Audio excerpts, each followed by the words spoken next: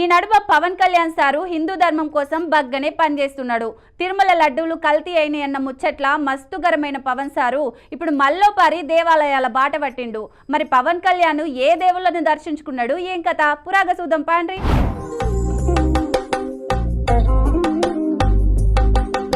ప్రజాసేవల మస్తు బిజీగా ఉన్న AP deputy CM Pawan Kalyan sir దక్షిణ భారతదేశ ఆలయాల యాత్ర షాల్ చేసిండు. ఇవాళ కేరళ రాష్ట్రం చొట్టానిక్కరలో శ్రీ అగస్త్య మహర్షి ఆలయం, అగస్త్య ఆశ్రమాలను దర్శించుకున్నాడు. అక్కడికి వచ్చిన పవన్ కళ్యాణ్ కు ఆలయ అధికారులు మర్యాదతో స్వాగతం పలికిండ్రు. ఇక్కడ పవన్ కళ్యాణ్ ప్రత్యేక పూజలు చేసిండు.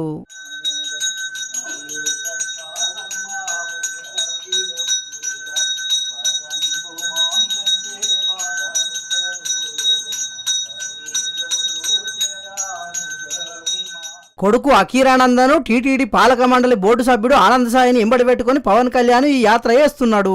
ఇక దక్షిణాది రాష్ట్రాలున్న ఆలయాలను దర్శనం చేసుకోవడం అనేది నా వ్యక్తిగత విషయం, దీనికి రాజకీయాలతో ఏం సంబంధం లేదని చెప్పిండు.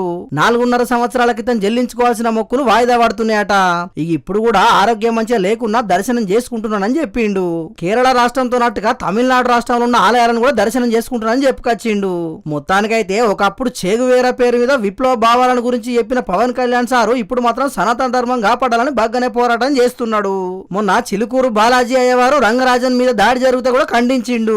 ఇక ఆలయాలన్నింటినీ పరిరక్షించాలి, భక్తులకు మంచి సౌకర్యాలను కల్పించాలని చెప్తున్న పవన్ కళ్యాణ్ హిందూ ధర్మం కోసం రేపు ఇంకేం చేస్తాడో చూడాలి మరి.